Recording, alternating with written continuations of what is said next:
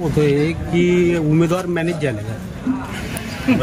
झाले धरणगाव शहरात अशी चर्चा सुरू होती सकाळी कोणत्या यावर आपलं कोणते वंचितचे का कोणते नक्की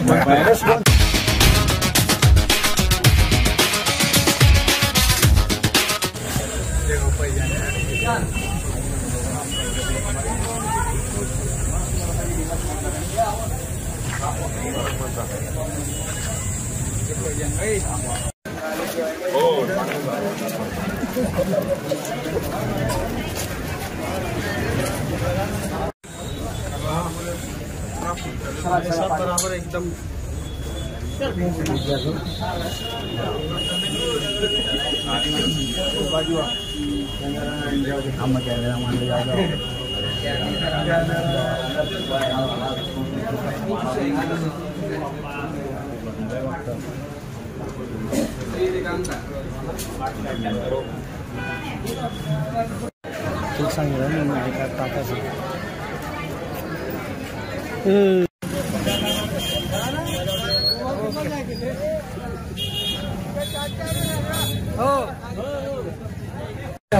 आज आपण मतदारसंघामध्ये फिरत आहे, आपल्याला कसा प्रतिसाद मिळतोय मतदारांच्या?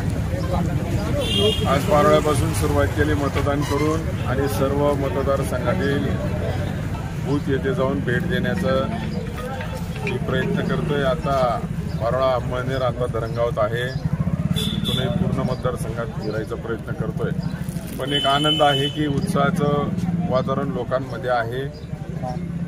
मतदान अतिशय चांगल्या पद्धतीने बाहेर निघतंय. हेच मतदान 4-4 वाजता जे आकडेवारी आतापर्यंत व्हायची ती आता 12:30-1 वाजेशी झालेली आहे.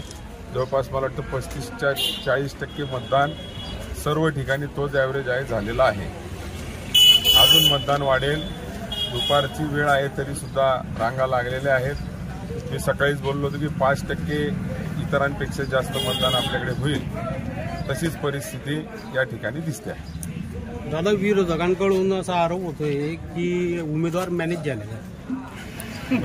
झाले धरणगाव शहरात अशी चर्चा सुरू होती सकाळी यावर आपलं कोणते वंचितचे का कोणते नक्की आपले उमेदवार मॅनेज झाले भाजपचे झाले असतील. मला असं काही असेल चर्चा सुरू होती यावर आपण सांगतो. भाजपची ही रणनीतीच आहे, ते सरळ कधीच लढत नाही.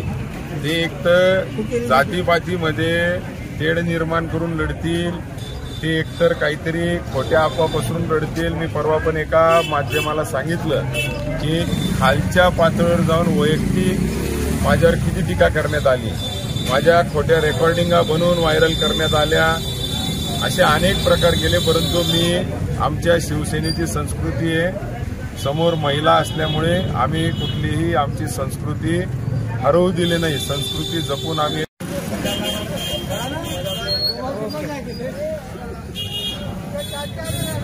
हो